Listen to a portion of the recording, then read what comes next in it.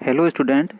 पिछले वीडियो में हमने समस्थिति अथवा संतुलन सिद्धांत के बारे में प्रारंभिक परिचय पढ़ा था कि वास्तव में संतुलन का सिद्धांत क्या है, अर्थात थ्योरी ऑफ आइसोस्टेसिस क्या है और किस प्रकार से इस सिद्धांत के आधार पर धरातल पर मौजूद विभिन्न प्रकार के उच्चावच एक स्थिरता को प्राप्त किए हुए हैं। अब हम संतुलन संबंधी आपके सिलेबस में दो प्रमुख विद्वानों ने अपनी संकल्पनाएं दी है, जिसमें एक तो प्राट महोदय की संकल्पना है और एक एयरी महोदय की संकल्पना है। तो इस वीडियो में हम प्राट महोदय द्वारा दी गई संतुलन संबंधी व्याख्या को पढ़ेंगे। जैसा कि मैंने पूर्व में बताया था कि प्राट महोदय ने जो हिमालय के क्षेत्र में दो विभिन्न स्थानों पर आई अक्षांशीय और देशांतरीय विसंगतताओं को दूर करने के लिए इस सिद्धांत की व्याख्या की कि किस प्रकार से धरातल पर मौजूद विभिन्न प्रकार के उच्चावच संतुलन रेखा या समदाब तल पर एक स्थिरता को प्राप्त किए होते हैं। प्राट महोदय के देखिए अवकलन संबंधी उपरोक्त जब उनके विसंगति आई थी, जो गणना की दो स्थानों के अक्षांशीय विसंगति को देखकर प्राट ने समस्या के समाधान हेतु अनुमान लगाया कि हिमालय की निकटता के कारण साहुल रेखा में विक्षेपण हुआ होगा। इसके समाधान हेतु प्राट ने समस्त पर्वतीय पिंड के घनत्व को भूपटलीय शैलों के औसत घनत्व के बराबर मानकर गणना की, तो वे आश्चर्यचकित हो गए, क्योंकि जो गणना के अनुसार दोनों के मध्य अंतर के स्थान का होना चाहिए था। दूसरे शब्दों में कहा जा सकता है कि हिमालय को वर्तमान घनत्व के आधार पर जितना आकर्षित करना चाहिए उससे कम मात्रा में वो आकर्षित साहुल को कर रहा है। इस संबंध में उन्होंने निम्नलिखित विकल्प प्रस्तुत किए कि इसमें ये दशाएं हो सकती है जिसके कारण जो दो स्थानों के मध्य अक्षांशीय विसंगति उत्पन्न हुई और हिमालय की आकर्षण शक्ति को कम दर्शाया गया।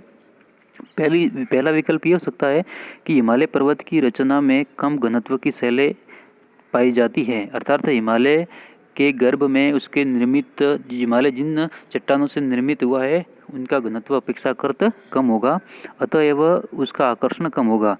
किंतु यह विकल्प तर्कहीन तथा काल्पनिक ही लगता है, क्योंकि हिमालय एक सतत मोड़दार पर्वत श्रेणी है और जिसकी ऊंचाई काफ़ी अधिक है, तो उनके अंदर उसके गर्भ में मौजूद आग्नेय और कायांतरित शैलों का घनत्व निश्चित ही अधिक ही होगा, न कि कम।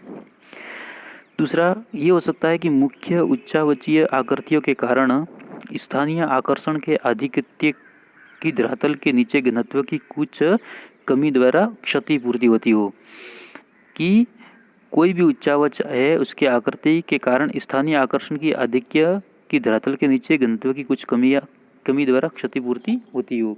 उपरोक्त दोनों दशाओं में हिमालय के आकर्षण का प्रभाव कम रहा होगा, जिसके फलस्वरूप साहुल रेखा का विक्षेपण यानी उसमें परिवर्तन कम हुआ होगा।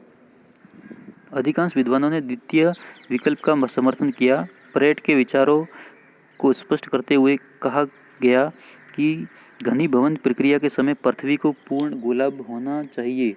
ठोस प्रॉपर्टी के क्रमशः निर्माण तथा उसकी मोटाई में अभिवृद्धि के साथ तापीय प्रसार के परिणाम स्वरूप ऊंचाई में वृद्धि होनी चाहिए। उच्च एशिया जैसे प्रसार क्षेत्र में लगभग 100 किलोमीटर की गहराई तक यदि शैलों का घनत्व कम था, तो उत्तरी भारत के सभी स्टेशनों पर साहुल रेखा में कोई परिवर्तन नहीं होना चाहिए। उत्तर में उच्च हिमालय तथा दक्षिण में विशाल महासागरीय जल के कमजोर आकर्षण को ध्यान में रखते हुए प्राट ने मध्य भारतीय पेटी में कल्याण तथा उच्च एशिया एवं दक्कन के मध्य कम द्रव्यमान वाले स्थानों में 2% से अधिक घनत्व का अनुमान किया। प्राट के अनुसार ऊंचाई एवं घनत्व में विलोम अनुपात होता है। ये बहुत ही इम्पोर्टेंट है, क्योंकि प्राट की जो इस प्रकार प्राट महोदय द्वारा समस्थिति संबंधी जो संकल्पना प्रस्तुत की गई उसमें उन्होंने बताया कि धरातल पर जो उच्चावच जितना ऊंचा होगा उसका घनत्व उतना ही कम होगा। दूसरी ओर जो धरातल जितना नीचा होगा उसका घनत्व अपेक्षाकृत ऊंचे धरातल या उच्चावच की अपेक्षा ज़्यादा होगा। अर्थात हम कह सकते हैं कि प्राट महोदय के अनुसार किसी भी धरातल पर मौजूद उच्चावच की ऊंचाई और उसके घनत्व में विलोम संबंध होता है।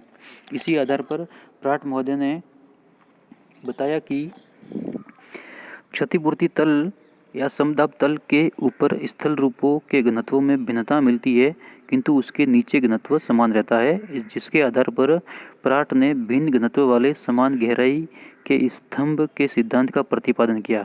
तो हम कह सकते हैं कि प्लाट द्वारा जो समस्थिति की संकल्पना प्रस्तुत की गई, यदि उसका नामकरण करना हो तो हम कह सकते हैं कि भिन्न घनत्व वाले समान गहराई के स्तंभ, अर्थात धरातल पर मौजूद जो अलग अलग ऊंचाई के उच्चावच है, उनमें घनत्व में अंतर होने के बावजूद उस समदाब तल या क्षतिपूर्ति तल के नीचे उनकी गहराई में एक रूपता होगी, जबकि घनत्व में उस क्षतिपूर्ति रेखा के ऊपर अंतर होगा, लेकिन नीचे सभी का घनत्व समान होगा। तो भिन्न घनत्व वाले समान गहराई के स्तंभ के सिद्धांत का प्रतिपादन किया। इस तथ्य को स्पष्ट करने के लिए प्राट ने एक प्रयोग किया। उन्होंने विभिन्न आकार एवं घनत्व वाले लोहा, सीसा, एंटीमनी तथा जस्ता के अलग अलग टुकड़ों को पारे से भरे बर्तन में डाल दिया। इन टुकड़ों के भार समान थे, अतएव ये पारे में समान गहराई तक डूबेंगे। जिस तल के सहारे वे टुकड़े समान रूप से डूबे रहते हैं उसे क्षतिपूर्ति रेखा कहा जाता है। चित्र 3 में क्षतिपूर्ति रेखा में ए तथा बी दो समान क्षेत्र वाले स्तंभ है, किंतु दोनों की ऊंचाई में अंतर है। चूंकि दोनों का भार क्षतिपूर्ति रेखा पर बराबर होना चाहिए, अतः एवं स्तंभ ए के घनत्व को कम तथा स्तंभ बी के घनत्व को अधिक होना चाहिए, ताकि दोनों का भार क्षतिपूर्ति रेखा पर समान रह सके। इस प्रकार प्राट के अनुसार स्तंभ बड़ा तो घनत्व कम, अर्थात स्तंभ बड़ा या ऊंचा तो घनत्व कम तथा स्तंभ छोटा होगा तो घनत्व उसका अधिक होगा। और इसी विभिन्न घनत्व में अंतर के कारण विभिन्न प्रकार के उच्चावच एक समदाब तल पर या क्षतिपूर्ति रेखा पर स्थिर और संतुलन की अवस्था में रहते हैं। देख सकते हैं इस चित्र में कि प्राट महोदय ने किस प्रकार से विभिन्न आकार के समान आकार के अलग अलग धातुओं के टुकड़े लिए हैं विभिन्न आकार के, और उसमें उनको एक पारे के भरे बर्तन में डुबोया और किस प्रकार से उसमें संतुलन की स्थिति को दर्शाया गया है।